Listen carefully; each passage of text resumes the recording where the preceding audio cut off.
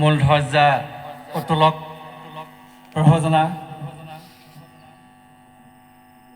জুবিন গাৰ্গৰ শ্ৰদ্ধাঞ্জলি জ্ঞাপক শৰ্মা বাইদেউকে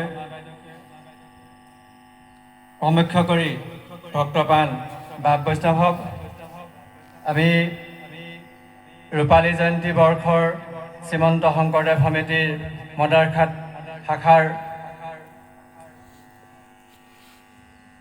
শুভ আৰম্ভণি কৰিবলৈ আগবাঢ়িছোঁ।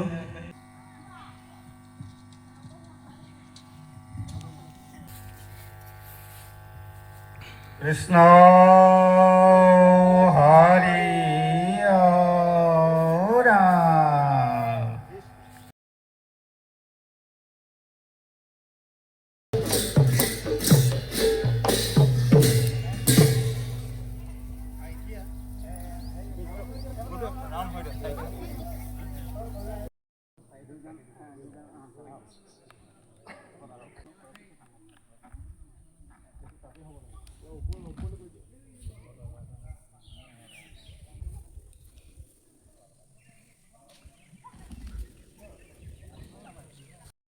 কাখে প্ৰেমৰ অমিত শংকৰে জগত জুৰি।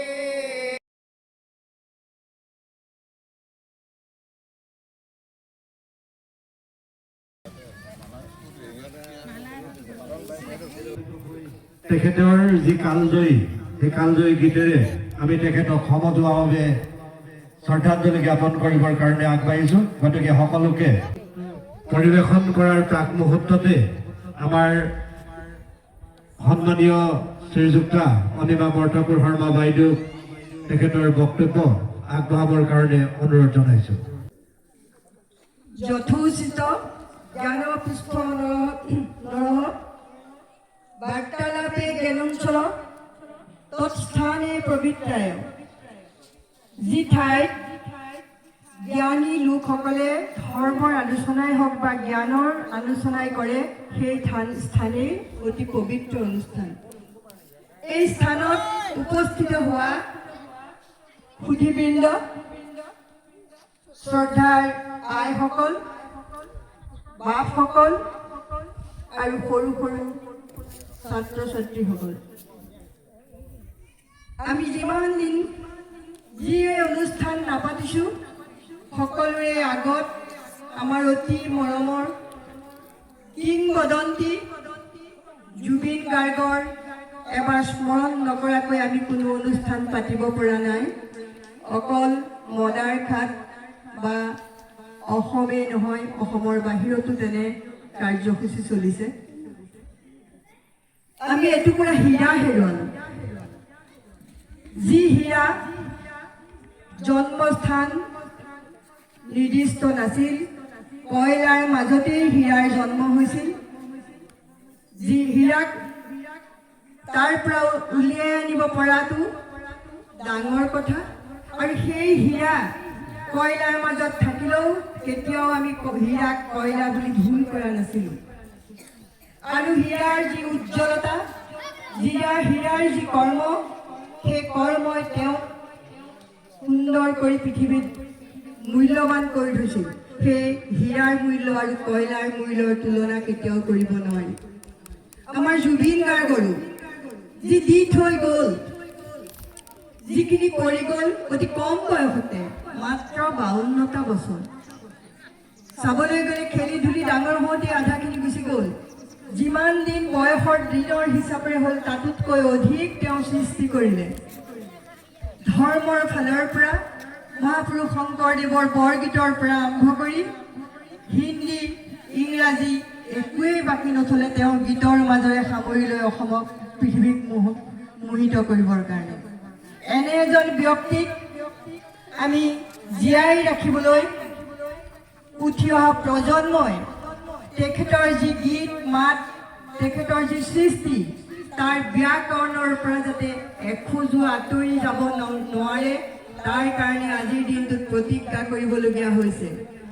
সুৰক বেসুৰীয়া নকৰি তেওঁৰ সৃষ্টি হিচাপে ৰাখিব পৰাকৈ উঠি অহা প্ৰজন্মই যদি চেষ্টা কৰে আৰু উঠি অহা প্ৰজন্মই যদি সেইটো ধৰি ৰাখিব পাৰে তেতিয়াহ'লে আমি জুবিন গাৰ্গক জীয়াই ৰাখিব পাৰিম। আজি এই মুহূৰ্তত জুবিন গাৰ্গৰ বিষয়ে আৰু মই বেলেগে কোৱাৰ কোনো ধৃষ্টতা নাই।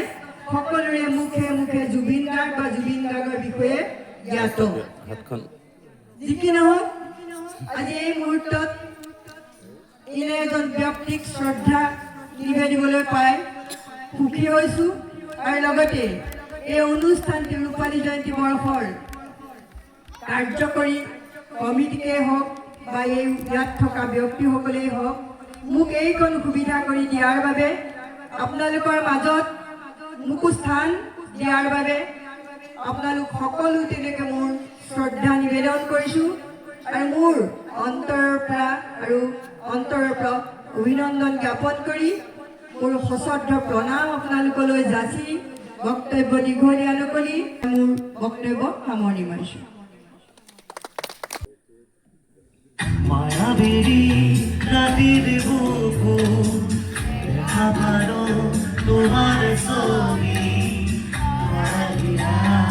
গোপালে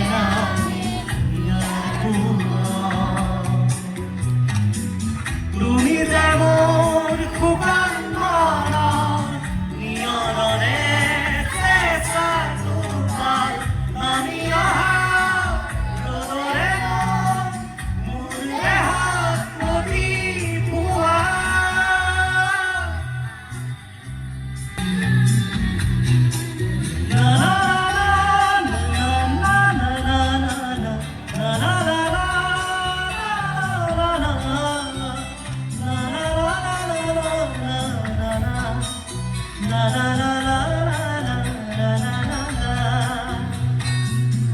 প্রতিঘাতার প্রভাতী ঘুরে তোমাকে মোর কথা প্রতিমেঘারি নিশা জুড়ে তোমাকে মোর ব্যথা ভোমহার ঘটে বহু দুবারে নাচুন এন্ধারু খসানো বহু দিনরে আপোন নিজানো জন্ম দেখো ভাবো তোমায় দুঃখ চকুতে তোমার সালে করি দীপক নামে শুভ খুঁজিলে মোর দুহাতে দীপকা তরি